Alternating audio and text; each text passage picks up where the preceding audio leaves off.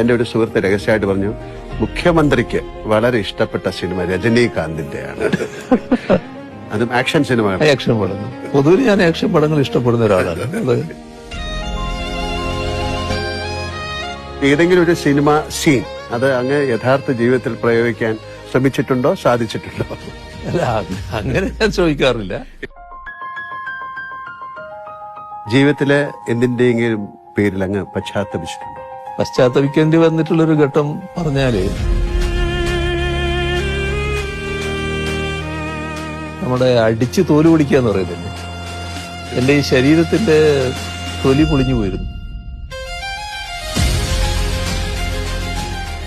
Sir, ഞാൻ അഭിനയിച്ച ഏതെങ്കിലും സിനിമയിലെ ഒരു ഡയലോഗ് സാറിന് ഓർമ്മയുണ്ടോ? എന്നോട് പറയാൻ.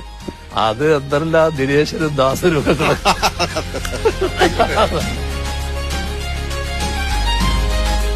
എന്റെ കേരളം, അങ്ങയുടെ കേരളം, നമ്മുടെ കേരളം.